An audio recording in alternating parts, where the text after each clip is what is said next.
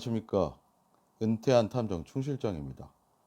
충실장이 현업에서 은퇴한 이후 그간 경험했던 에피소드나 가정사 고민이 있는 분들을 위해 다양한 주제를 자주 알려드리고 인사를 해드렸었는데요. 오늘은 막장 드라마에서 흔히 나오는 내 남자 뺏는 상간녀들이라는 주제로 이야기를 해보겠습니다.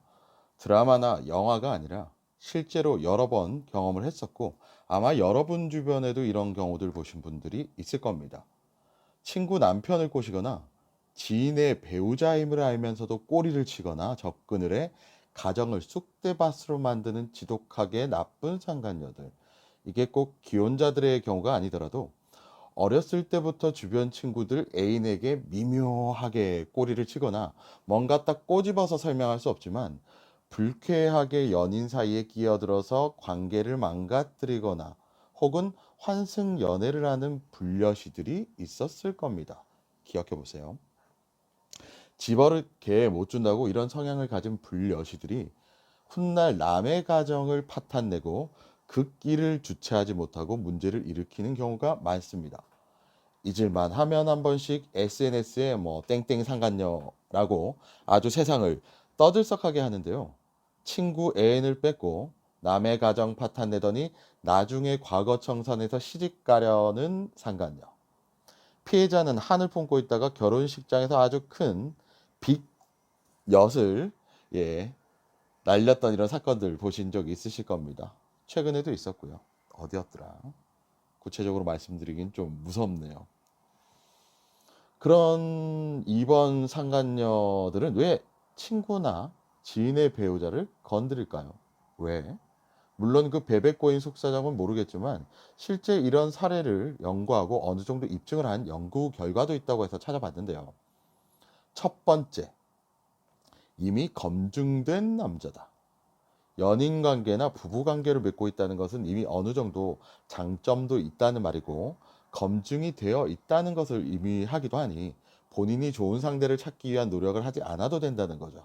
예를 들어 어느 날 친구가 자신의 남친이나 남편을 소개하는 자리에 가게 되었는데 나름 훈훈한 외모에 어느 정도 재력도 있어 보이는 데다가 심지어 내 친구한테 공주처럼 잘해주는 것을 보니 질투가 나고 그 남자가 탐이 나는 거죠. 그래서 우정이라는 가면을 뒤집어 쓰고 고민 상담을 뭐 하고 싶다는 이 친구에 대한 이야기로 몰래 만남을 시도하려는 아주 질이 나쁜 여자들이 많았었습니다. 물론 이런 유혹에 넘어가는 남자 또한 생각보다 많았었고요. 두 번째, 임자 있는 남자를 뺏으면서 본인의 우월감을 느끼는 경우. 미친 연죠. 특히 이런 경우는 평소 그 친구나 지인을 본인보다 아래에 두고 있었거나 본인이 더 뛰어나고 뭐 이쁘다 그렇게 느끼고 생각하는 경우가 많다고 합니다. 분명 내가 쟤보다는 외모도 더 나은 것 같고 학벌도 더 좋고 여러모로 쟤는 잘난 구석이 하나도 없는데 어떻게 저런 괜찮은 남자를 만나지? 배알이 꼴리는 거죠. 남의 남자를 뺏으면서 자신의 자존감이나 우월감을 과시하거나 지키려는 부류들이라고 볼 수 있습니다. 세 번째, 정말 단순히 재미로 예, 게임처럼 욕구를 원하는 경우.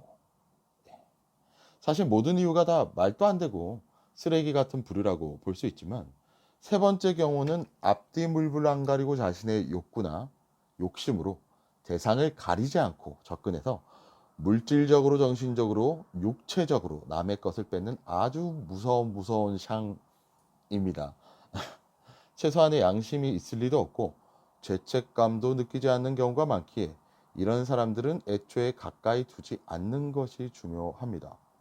모든 여자들이 남의 남자를 남의 가정을 깨뜨리고 싶어 하는 것은 절대 아니지만 세상에는 생각보다 검은 속을 숨기고 나에게 접근하는 질이 나쁜 사람들이 있다는 점 명심하십시오. 남녀노소 불문하고 내 남편이 다른 이성과 불륜을 저질렀다는 것도 충격적이지만 그 대상이 내가 믿었던 혹은 가깝게 지냈던 사람이라는 배신감에 크게 마음을 다치는 분들도 많았습니다. 생각보다.